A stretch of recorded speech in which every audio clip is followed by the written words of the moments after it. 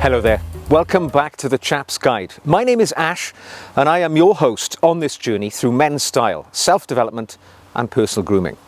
Now usually when people think about dressing better, upping their style game several degrees, they tend to think it's going to be hugely expensive and it will come with dire consequences for your wallet. Well, let me tell you chaps, that is not necessarily true at all. Being an intentionally well-dressed man can actually be achieved at far less financial consequences than you could ever imagine. Not only that, but if you choose to take more of an interest in the way that you dress, not only will you benefit from the way people treat you differently, but it will show that you are being more considerate to the world in which we live. Because actually, being an intentionally well-dressed man means that you are thinking about sustainability of the world in which we live, not only the way that you look. And when you become more focused on quality rather than quantity, well, only good outcomes tend to come your way. So today, after giving this subject quite a lot of thought in the way that I upped my style game many years ago for actually a very modest amount of money, because I actually don't have much money to flash around on expensive items, I'm going to give you my top tips to actually increasing your style game for virtually no cost. Now, my first tip for you in being a better dressed person is actually to go natural in the clothing that you wear. Just be conscious that synthetic materials like nylon, polyester, elastane and acrylic, they are in essence oil-based plastic materials. They are not easily recycled, if they can be recycled at all. And they have none of the positive qualities of the natural materials which should be your first choice. Things like cotton and wool, which are wonderful against the skin. Their origins are natural and they are so much better and easily recyclable. Just remember that. Think about the times when you've seen somebody wearing a cheap, shiny polyester suit. And nothing screams cheap more than something like that. So please, think natural and you will get the best outcome from your clothing. Now my next tip for you is, if possible, when buying new things, stay local in your shopping habits.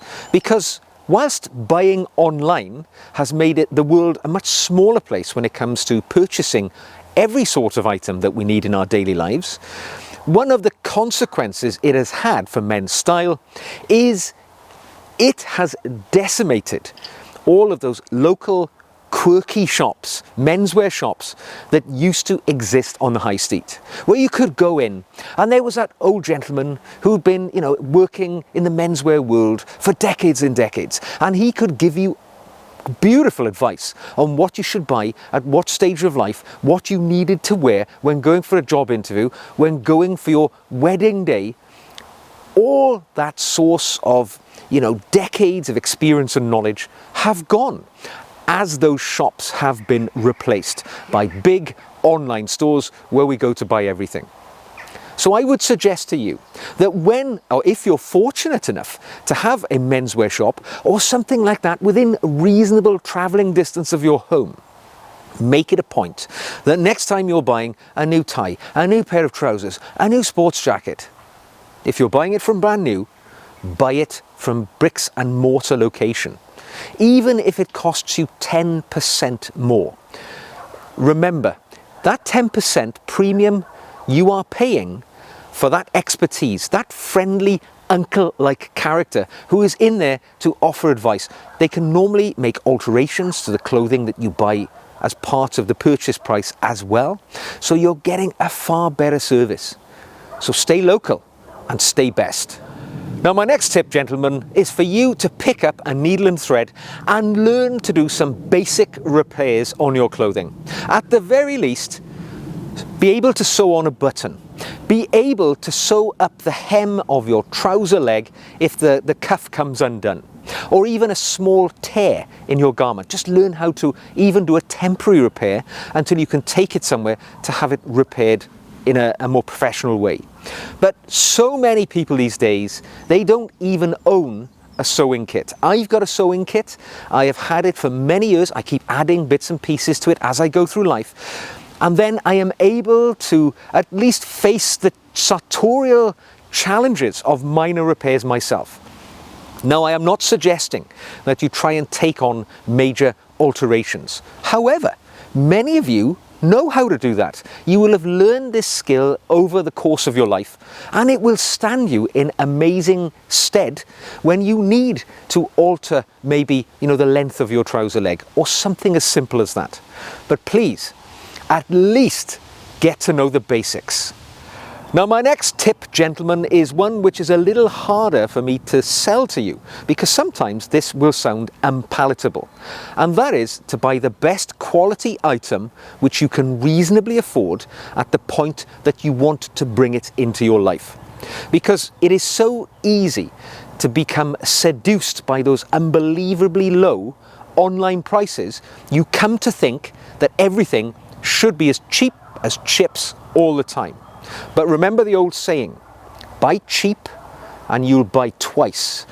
And there's a very good way of describing this to you. If we look at the shoe world, you will see that you can buy what looks to be a very reasonable pair of shoes for £50. And on the same hand, you can buy a pair of shoes which looks very similar to that for £500.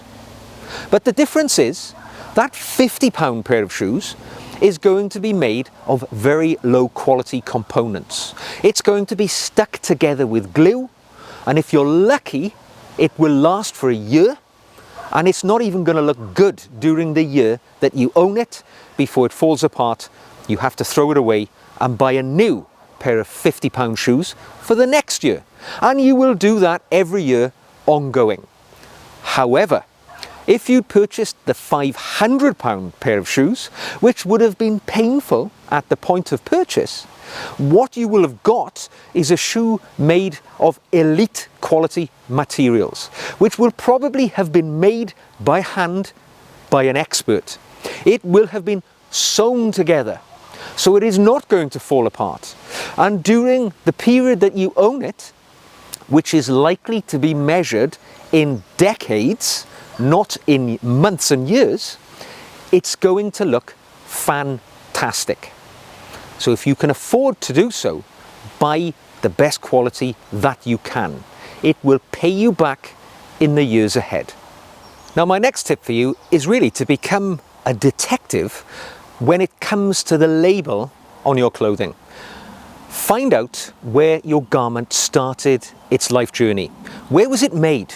Because that will help you make what I would suggest is quite an ethical decision about whether you purchase that item or not. I've started doing this somewhat religiously in recent years, because in the past, where most of my purchasing decisions were driven by finances, now that I'm a little more sensible in life, I tend to think more about where did this item come from, because I will not purchase items which have been made in countries which are ethically questionable, where perhaps their human rights records are not great, where they are, the people making the clothing are basically kept in indentured slavery, where they're working for less than $1 a day, their living and working conditions are horrendous.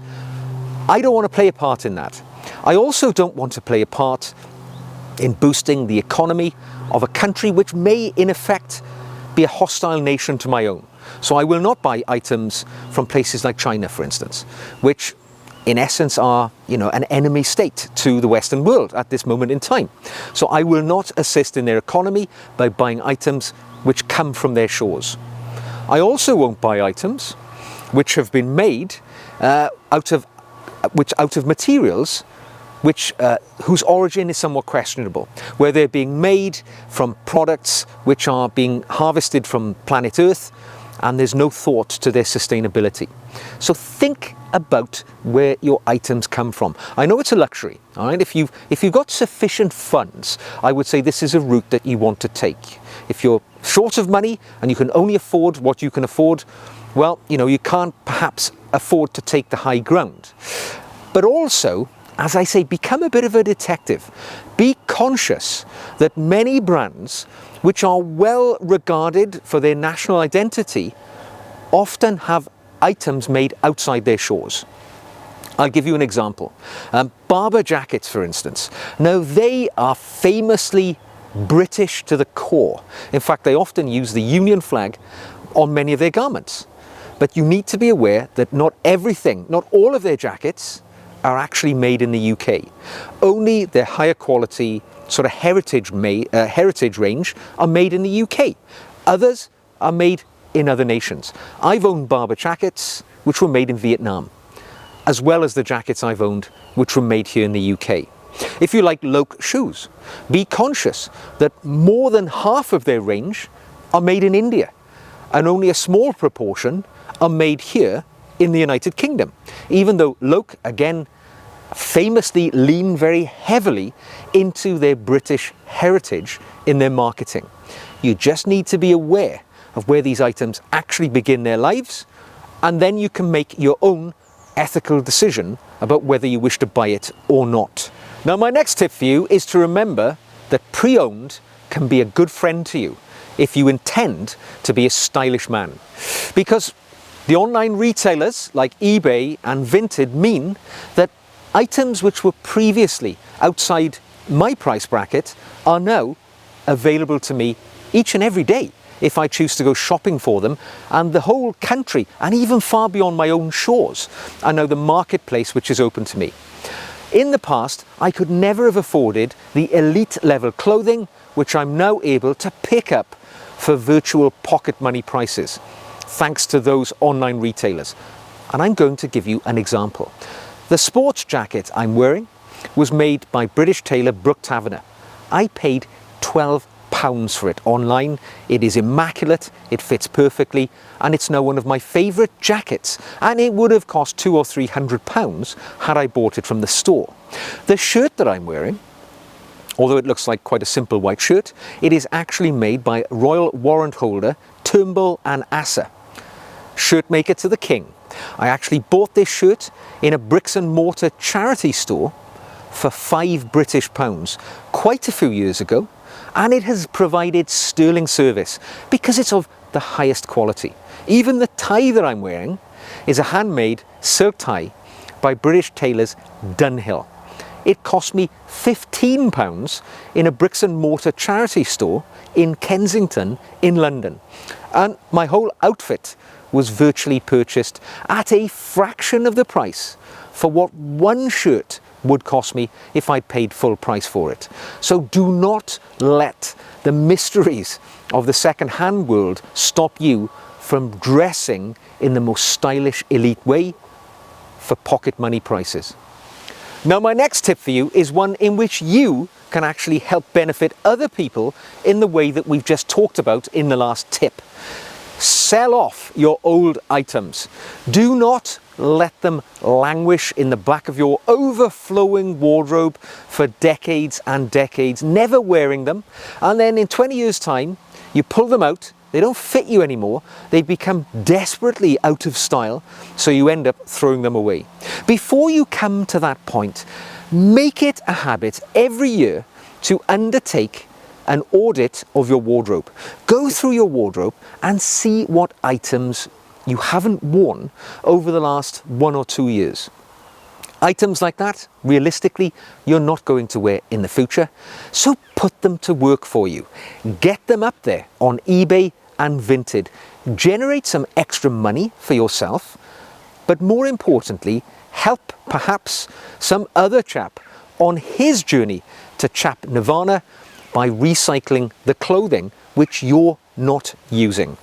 Now, my last to final tip for you is think about taking a break from shopping for style items altogether, because it's all too easy in this modern world, as long as you're financially stable, as most of us are these days. But you know, it's easy for you to just buy things at will. If you want a new shirt, you just buy it. You go online, you push the button, and it arrives within 24 hours. You forget how difficult it used to be to get hold of these things. And the one of the sort of side effects of that is that it means that you forget about so many of the items that you already have. And they, as I say, they are languishing in the back of the wardrobe because you've bought new and you forget about the old. You reserve them to sort of division 2 of the wear cycle that you normally go through, and they'll be there forever. But if you take a break from shopping, it allows you to refocus on the items that you actually have and to wear the things which you already own, which I'm pretty certain are going to be quite up to the task that you want to achieve with them. Why don't you just set yourself the simple objective, I'm not going to do any clothing shopping for a month, just a month. Write it in your journal, set yourself the goal. Once you get to that month, you'll be surprised how easy it was. Extend it to 3 months. And you will find you will start to wear the items in your wardrobe which have just sat there for such a long time. Now you're getting value for money out of them. Myself, I have a strict rule in my wardrobe. One thing in, one thing out. If I buy something new, something has to go. I got myself into a bit of a position a few years ago where I just bought and bought shoes. I must have had dozens of pairs of quite elite level men's shoes because at the time they were relatively not popular on things like eBay and Vinted, and you could buy them for pennies. And I had amassed an enormous collection of shoes which I really never wore. So I sold them off. I made room. And now, if I buy a new pair of shoes, an existing pair has to go out through the door.